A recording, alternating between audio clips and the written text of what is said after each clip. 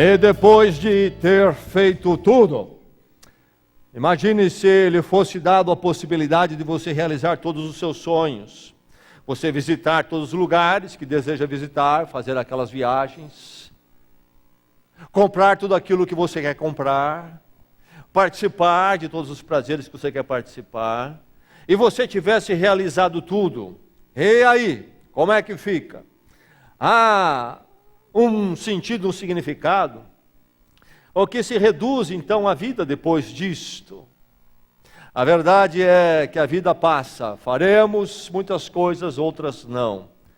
E aí, como é que fica? E depois de ter feito tudo, será que é tudo apenas um correr atrás do vento e chegar a lugar nenhum? Será que não há nexo nenhum? E depois de ter feito tudo? Uma pergunta tema, que reflete a ideia, a mensagem do livro de Eclesiastes, livro da sabedoria. Um dos livros da sabedoria na palavra de Deus. Temos pensado sobre este livro, continuaremos pensando, olhando desta perspectiva e depois de ter feito tudo. O autor deste livro é alguém que reinou, foi rei em Jerusalém, foi muito sábio, alguém de reflexão profunda e também de muito conhecimento, de informação, e também alguém de sucesso material no seu governo, alguém que teve acesso a uma vida muito intensa e uma vida de muitas coisas agradáveis. No fim da vida ele escreve este livro. E não se sabe com certeza, mas o rei Salomão parece se encaixar bem como autor deste livro, grande rei Salomão. E hoje nós queremos focar no capítulo 3, versos 1 a 15, na palavra de Deus. Eclesiastes 3, 1 a 15, é a nossa leitura. E nós vamos ler agora a palavra de Deus. A palavra de Deus que vem ao encontro da sua vida neste momento que se chama agora, e vem com um propósito. Então que o seu coração, o coração de cada um aqui tenha a porta aberta para a palavra de Deus. Diríamos amém. Ouçamos então a palavra com atenção, com reverência, com cuidado. Verso 1. Para tudo há uma ocasião certa, há um tempo certo para cada propósito debaixo do céu. Tempo de nascer e tempo de morrer, tempo de plantar e tempo de arrancar o que se plantou, tempo de matar e tempo de curar, tempo de derrubar e tempo de construir, tempo de chorar e tempo de rir, tempo de prantear e tempo de dançar, tempo de espalhar pedras e tempo de ajuntá-las, tempo de abraçar e tempo de se conter, tempo de procurar e tempo de desistir, tempo de guardar, tempo de jogar fora, tempo de rasgar e tempo de costurar, tempo de calar e tempo de falar, tempo de amar e tempo de odiar, tempo de lutar e tempo de viver em paz. O que ganha o trabalhador com todo o seu esforço? Tenho visto o fardo que Deus impôs aos homens. Ele fez tudo apropriado ao seu tempo. Também pôs no coração do homem o anseio pela eternidade. Mesmo assim, ele não consegue compreender inteiramente o que Deus fez. Descobri que não há nada melhor para o homem do que ser feliz e praticar o bem enquanto vive. Descobri também que poder comer, beber e ser recompensado pelo seu trabalho é um presente de Deus. Sei que tudo que Deus faz permanecerá para sempre. A isso não se pode acrescentar, e disso nada se pode tirar. Deus assim faz para que os homens o temam. Aquilo que é, já foi, o que será, já foi anteriormente. Deus investigará o passado. Verso 12 e 13. Descobri que não há nada melhor para o homem do que ser feliz e praticar o bem enquanto vive. Descobri também que poder comer, beber e ser recompensado pelo seu trabalho é um presente de Deus. E o verso 14, na sua última frase, diz: Deus assim faz para que os homens o temam.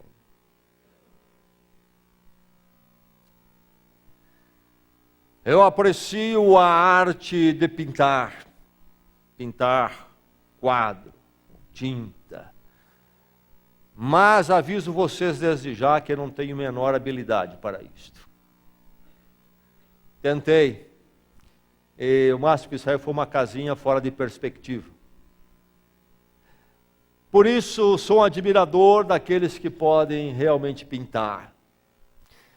Eu costumava assistir um programa onde um mestre, aliás até um senhor já de idade, mas um mestre da pintura, tinha um programa onde ele falava sobre a arte de pintar e demonstrava. E eu ficava encantado, adorava aquela casa assistindo. Ele colocava uma tela, adorava aquela. Ele ia começar com uma árvore lá no fundo, uns galhos, umas cores ali. E ele abandonava aquilo. Ele ia para um outro canto sem eu mesmo entender o que acontecia naquele canto. Ainda não fazia sentido para mim ali. Ele pincelou algumas coisas. E agora ele foi para outro canto e pincelou outras. E depois ele ia montando aquilo. E muitas vezes o lugar onde eu pensava que se eu fosse fazer, eu começaria, era o último lugar que ele tocava na sua pintura. Mas quando ele terminava, aquilo que por muito tempo ali parecia algo totalmente desconexo, parecia ir a lugar nenhum, que parecia ser sem significado, não ia representar nada naquela tela, a não ser borrões. Quando ele terminava, havia todo um nexo, havia um significado, até uma mensagem naquele quadro. O autor de Eclesiastes, nesse texto que nós lemos, nos fala de algo paralelo a isto. Mas agora olhando a minha existência neste mundo, olhando a sua existência neste mundo. Isto aqui, isto ali, qual é o significado de tudo isto? Aqui, parte ali, cadê o tudo? E então, quando nós lemos esse texto aqui, a palavra de Deus chega ao seu coração dizendo: tanto vai e vem, mas sem significado conhecido. Tanto vai e vem, mas sem significado conhecido. É assim a sua vida? Essa é a sua perspectiva de vida, a sua existência? É um vai e vem, mas sem significado conhecido? É como um quadro daquele meu amigo pintor, com pinceladas deste canto e daquele outro canto, e alguma no meio, quem sabe, mas a gravura não está lá, o desenho final não está lá, o significado não chegou, não é conhecido o significado daquele quadro. Tanto vai e vem, é a sua vida, e como vai e vem, e como vai e vem. E essa semana entra, mais vai e vem, mas sem significado conhecido. Será que é assim? Tantos fragmentos, mas sem um todo. Tanto fragmento, mas sem um todo. Ou não? Será que há um todo? Este levantar dia após dia, esse trabalhar aqui e ali, comprar isto e aquilo, crescer, namorar, casar, ter filhos. Será que são pinceladas jogadas aqui e ali, e não há um significado que dê um sentido, um nexo a tudo isto? São simplesmente fragmentos que nunca fazem um todo. Será que seriam simples peças de quebra-cabeça, diversas peças, coloridas peças, peças de corte interessante, mas que nunca se ajuntam e nunca formam nada, realmente um nexo todo. Como é que é a sua vida? Você passa nesse vai e vem, ano vai. Alguns de nós já estamos começando a ver a noite da vida, alguns estão ainda na luz do sol, mas nós sabemos que essa luz há de passar também, e depois deste vai e vem, depois de todo esse vai e vem, depois de todos esses pedaços, qual é o significado conhecido? Há um significado conhecido. Tanto vai e vem, mas sem significado conhecido pelo ser humano. Pelo ser humano. Não conhecido pelo ser humano. E é este ponto fundamental nesse texto. O que ganha o trabalhador com todo o seu esforço? Ele canta sobre o vai e vem, um poema muito conhecido, um belo poema que mostra o ritmo da vida, e isto e aquilo, e ele depois, em seguida, levanta a pergunta: o que ganha o trabalhador com todo o seu esforço? O que eles querem dizer é, onde está o nexo de todo este fazer? Trabalhador. Onde está o nexo? No verso 9 ele levanta essa pergunta. E no verso 11 ele estabelece uma conclusão de que o ser humano anseia por este conhecer, mas mesmo assim, diz ele, o ser humano não consegue compreender inteiramente o que Deus faz. Onde está o significado de todo este vai e vem? Não é conhecido. É desconhecido pelo ser humano. Não é conhecido do ser humano. Não nos é dado na nossa limitação. Tanto vai e vem, mas sem significado conhecido, ainda que desejado pelo ser humano. Não é conhecido pelo ser humano, mas há um desejo no ser humano por esse significado. Por isso que ele diz: veja o peso, o fardo que Deus colocou sobre o ser humano, diz ele aqui. Deus colocou este fardo no ser humano, porque não nos é dado conhecer o significado do todo. Nós não montamos o significado. E se montarmos algum significado do todo, será insuficiente, será um significado limitado, que a morte e derrota, portanto, há de abolir a tudo isto. Ao todo e às partes. Nós temos as partes e não temos o todo.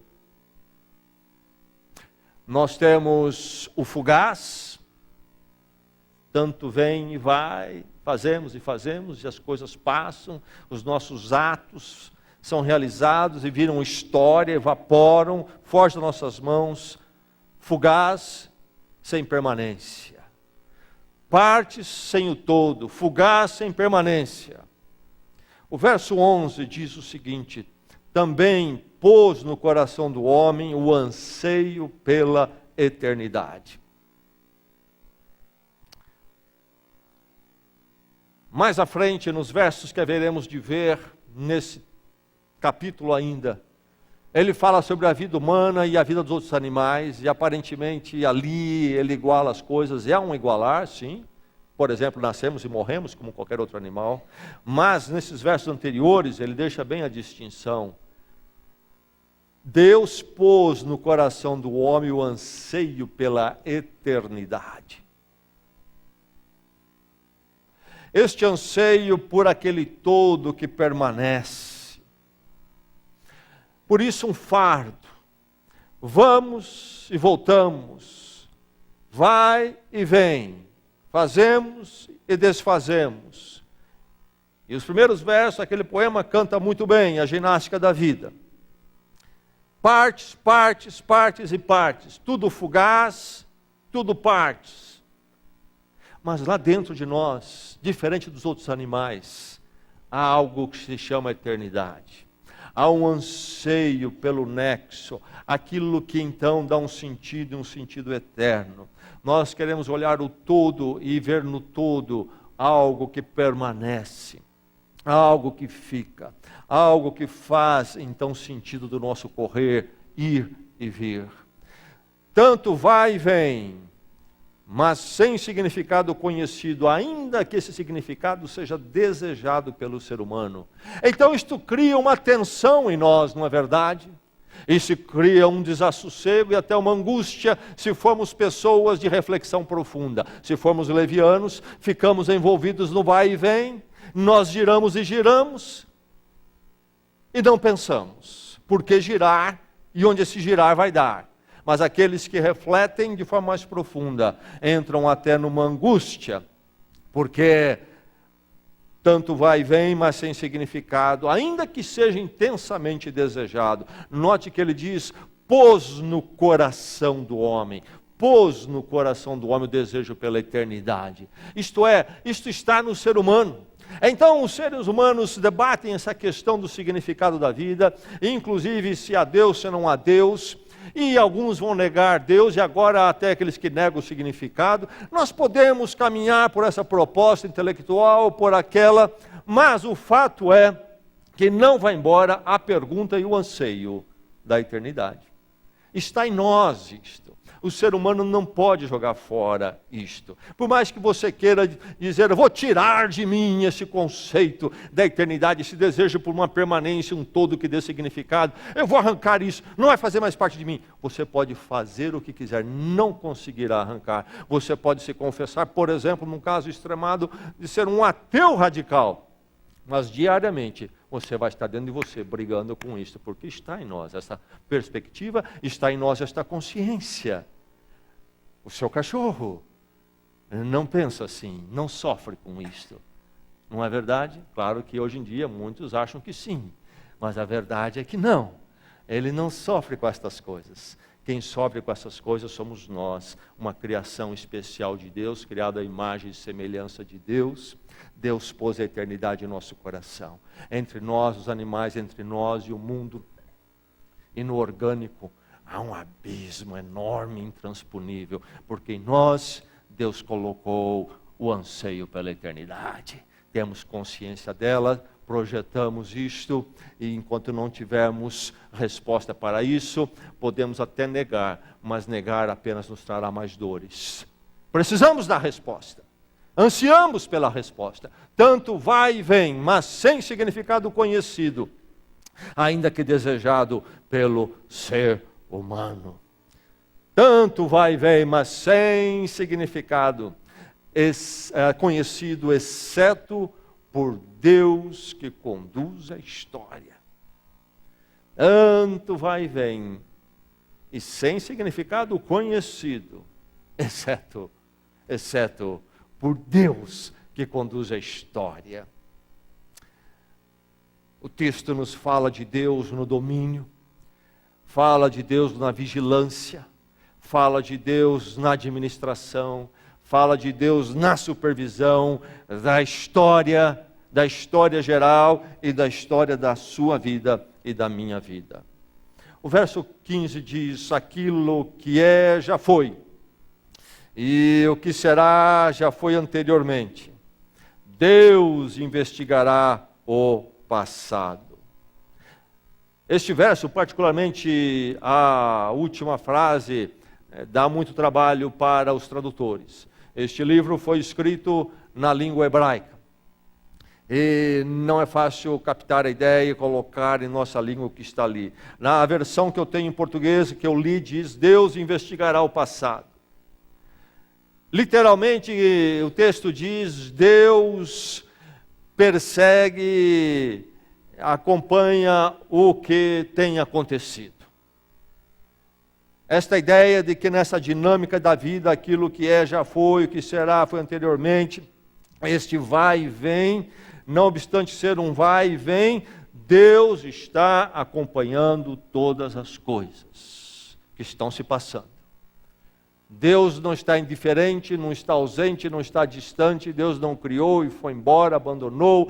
Deus está aí na história, não somente acompanhando se as coisas da sua criação estão funcionando, mas também aquilo que o ser humano constrói e faz na sua vida.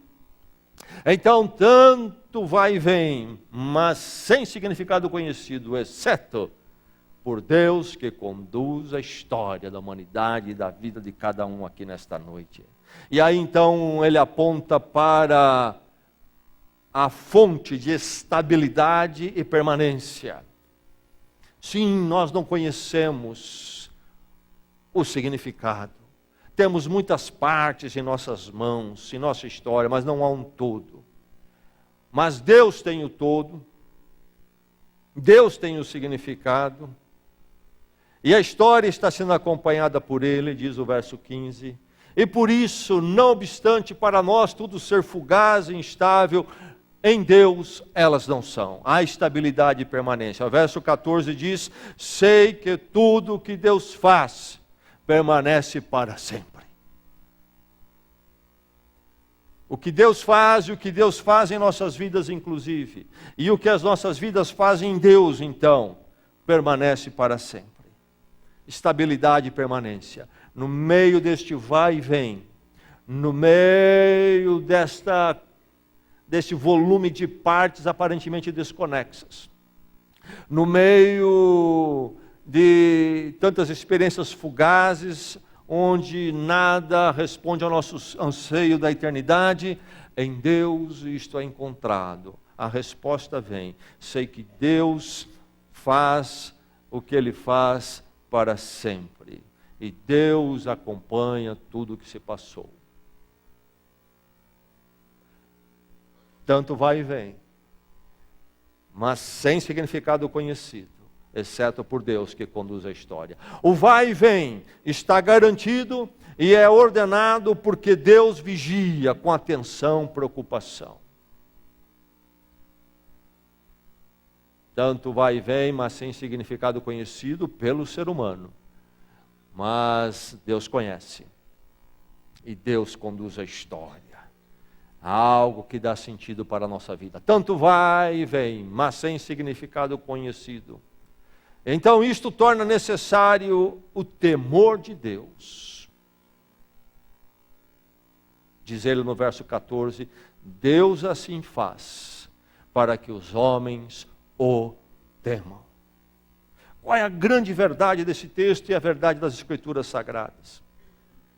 O ser humano foi criado por Deus e para Deus.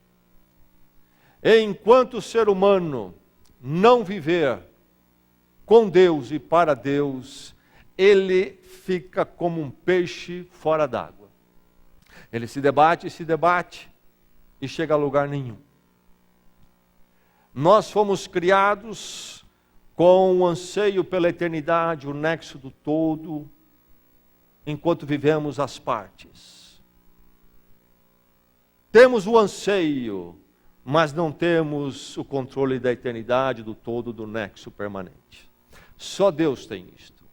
Nós somos criados então, vivendo, experimentando apenas as partes e o que é fugaz, mas com um anseio pela eternidade. E esta tensão deve fazer o que comigo e com você? Reconhecermos nossa dependência de Deus. E que esse Deus que então conduz a história e que faz aquilo que permanece, é a resposta do anseio que está em mim, que Ele colocou em mim. Ele me criou para Ele mesmo. E quando eu corro para uma vida sem Ele, eu fico incompleto. Eu tenho as partes, mas não tenho o todo, porque o todo é Deus e pertence a Ele, nele é que está o meu todo.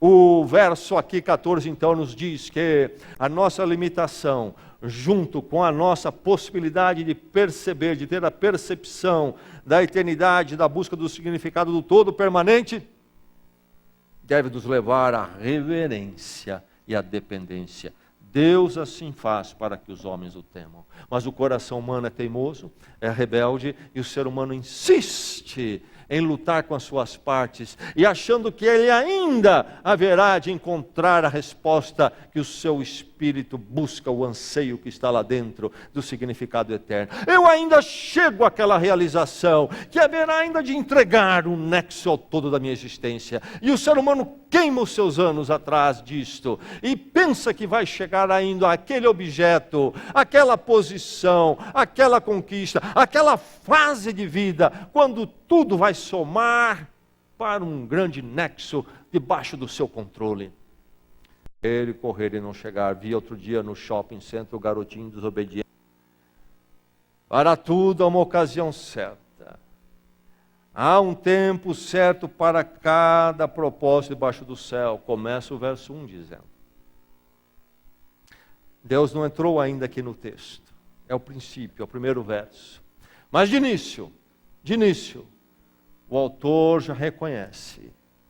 Há uma ocasião certa.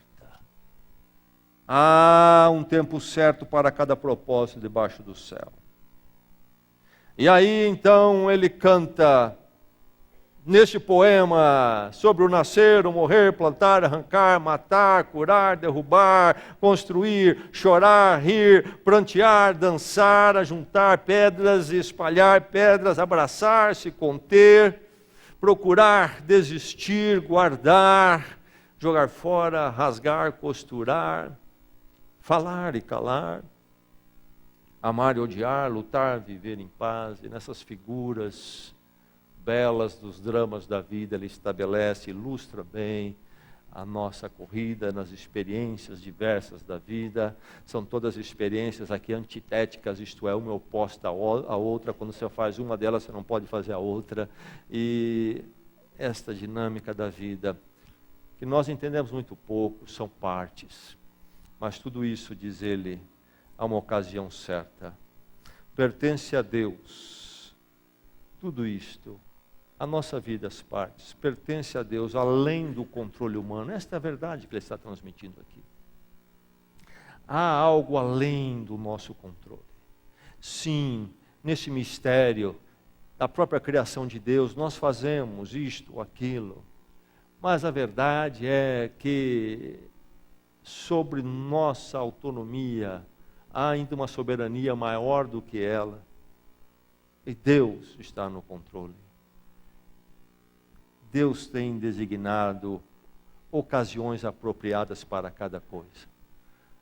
E é importante até nós reconhecermos isso em nossas vidas. É sábio. Alguns não reconhecem e sofrem muito. Há um tempo, por exemplo, para chorar e há um tempo para rir. Há um tempo para prantear e um tempo para dançar, diz ele aqui. E há aqueles que não querem ultrapassar o choro, por exemplo.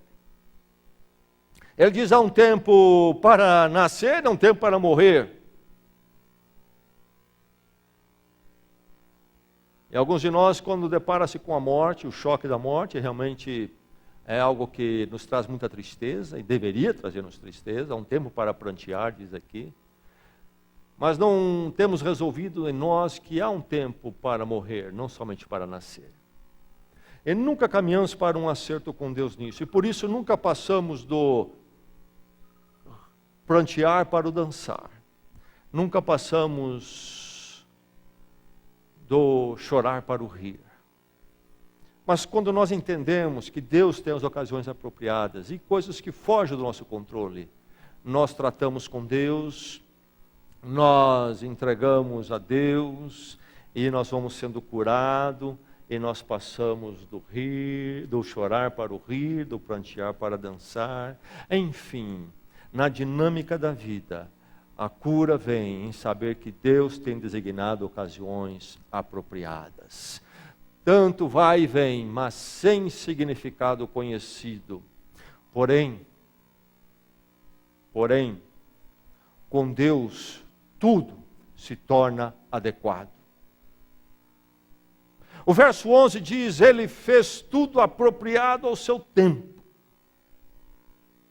Algumas traduções diz, Deus tem feito tudo belo. E a palavra no original também dá esse trabalho, porque é belo no sentido daquilo que é apropriado, daquilo que é bom. Aliás, o termo aqui nos remete também a outro livro escrito no hebraico, em Gênesis, quando Deus faz a criação, viu Deus que era bom o que ele criou, diz lá Gênesis 1. E viu Deus que era bom, era apropriado, era adequado o que ele criou. E aqui então diz que Deus torna tudo adequado, bom, belo, apropriado. É verdade que as partes muitas vezes são partes que não fazem sentido para nós, porque nós não temos o significado conhecido. Quando nós pranteamos, se olharmos somente o prantear. E aí? E aí? Mas quando nós vamos acertando o nosso coração com Deus, nós não vamos ter a resposta para o prantear, mas diante da verdade de que Deus está na condução destas coisas, nosso coração vai sendo tratado e nós descansamos na verdade que tudo isto está nas mãos de Deus que conduz a história e o nexo. E nós haveremos ainda de ter um dia diferente em relação a tudo isto lá na eternidade com o Senhor. Ele fez, diz o verso 11, tudo apropriado ao seu tempo. Tudo apropriado ao seu tempo. Quando eu e minha esposa estávamos noivos e nós estávamos planejando o casamento, havia uma música naquela época muito conhecida lá nos Estados Unidos, e que nós cantávamos muito, estava nas paradas de sucesso evangélico. Em seu tempo, Deus faz tudo maravilhoso em seu tempo. Nós descansávamos com relação ao casamento. A hora dos... Eu posso me libertar da angústia das partes, porque cada parte é uma dádiva do Senhor. Diz o verso 12, descobri que não há nada melhor para o homem do que ser feliz e praticar o bem enquanto vive. Mas ele acrescenta no verso 13, descobri, mais um descobri, dois descobris aqui. Descobri também que se pode comer, beber e ser recompensado pelo seu trabalho, que é um presente de Deus, é um presente de Deus. Eu não me sinto culpado pelas partes, nem me sinto angustiado porque são somente partes. Mas cada parte eu recebo como uma dádiva de Deus a ser vivida diante da direção soberana e maravilhosa dele. Há uma liberdade em Deus, mesmo que eu não conheça o significado. Descansando em Deus e temendo a Deus como meu grande significado, eu saio para desfrutar cada parte. O dia de amanhã, algo que passa 24 horas, quero viver e desfrutar esse dia que Deus haverá de me dar. Descobrir que o trabalho é um presente de Deus. Quando ele diz beber e comer, não está pregando aqui o hedonismo, vamos cair então na folia e na farra. Aqui ele está falando de nós desfrutarmos da vida, do trabalho, do que nós colhemos em cada momento. Como é que o mundo faz que não conhece o significado que se encontra em Deus? Ele sai para a folia e quer fazer das experiências a resposta, e por isso procura até exacerbar as experiências, e um mundo que vira um mundo de festa, mas quanto mais festa, mais vazio e mais agoniado. Porque nas partes não está o desfrutar. No desequilíbrio das partes não tem o desfrutar. Isto encontra-se somente em Deus. Tanto vai e vem, mas sem significado, conhecido. Então, apenas em Deus se pode desfrutar da vida. Você tem desfrutado? Você tem desfrutado da vida? Li um poeminha recentemente, dizia o seguinte: que ele era cauteloso, ele provou, pois nunca riu ou brincou, nunca arriscou e nunca tentou, nunca cantou ou orou. E quando ele morreu, a indenização a seguradora não deu, pois como ele nunca viveu, ele nunca morreu. Há alguém assim nesta noite aqui? Meu irmão, em Deus, nós saímos para rir e, se preciso, para chorar também. E depois de chorar, nós podemos rir.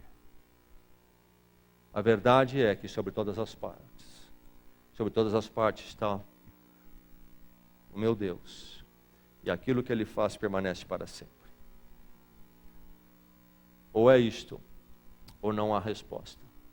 Ou é isto, ou não há realmente como se desfrutar da vida. O pai estava assistindo noticiário na televisão e lendo o jornal ao mesmo tempo. Coisa típica de homem. E o garotinho de uns 6 anos estava ali e queria que o pai brincasse com ele. E incomodando, e o pai não conseguia fazer o que queria fazer. Então o pai, numa página do jornal, viu um desenho do mundo, um Papa Mundi. E ele pensou, vou distraí-lo, assim ele me deixa quieto. Meu pai então pegou aquela página, rasgou, cortou aquele mapa mundi em umas 5 partes como se fosse agora um quebra-cabeça, deu para o menino e diz: olha, monta aí, quando você montar, eu quero verificar isso aí com você, etc. O menininho pegou aqueles pedaços e o pai voltou para a sua leitura, ouvido na televisão, mas não deu pouquíssimos minutos, 2, 3, o menino disse: pronto, já fiz. O pai achou que ele ia ficar meia hora para aquilo lá e não conseguia. Como que ele pôde pôr um mapa mundi junto? Ele tem a menor noção do que é isso, do desenho, dos desenhos geográficos aqui. Ele não conhece. O pai olhou: mas você já conseguiu como? Como você conseguiu montar isso aí? Ele disse: eu montei do outro lado, tinha uma fotografia de Jesus. O rosto de Jesus. O nosso mundo são partes que nós não conseguimos ajuntar. Mas em Deus, elas se ajuntam de uma bela forma. E o que nós não entendemos aqui hoje, entenderemos na eternidade. E descansando assim no Senhor, no meio deste vai e vem, às vezes chorando, às vezes rindo, nós podemos desfrutar da vida. O autor aqui conhecia menos do que eu e você conhecemos ou podemos conhecer. Porque nós temos conhecido a revelação de Deus em Jesus Cristo. Jesus Cristo, aquele que disse em João 10, Evangelho de João capítulo 10, eu vim para que vocês tenham e tenham em abundância. Aquele que trouxe a nós o conhecimento de Deus, do cuidado e do amor e da misericórdia de Deus. Que neste vai e vem da vida, onde nós queremos ser o Deus das nossas vidas e construirmos o nexo e pensamos que vamos controlar a eternidade, nós somos convidados ao arrependimento, a romper com isso e humildemente temermos a Deus. A cruz de Jesus Cristo propicia isto. E quando eu digo: oh Deus, reconheço a minha limitação, reconheço a tolice de ter vivido dias na independência do Senhor, na autonomia do Senhor, confesso o meu pecado diante de Ti, reconheço a Tua glória, trago aqui então minha vida para viver debaixo do Teu temor, a dependência do Senhor. Tu que és o Deus eterno, a minha vida é Tua. E na cruz de Cristo encontro o perdão, a reconciliação com Deus, aquele que permanece para sempre. E atravesso este mundo na companhia dEle, na certeza do cuidado e da misericórdia dEle, que me levará num nexo até a eternidade. Tanto significado, tanto vai e vem, mas sem significado conhecido. Para nós, mas conhecido sim em Deus. Como é que está a sua vida? A roda viva, como é que está? Uma mera roda viva chega a lugar nenhum.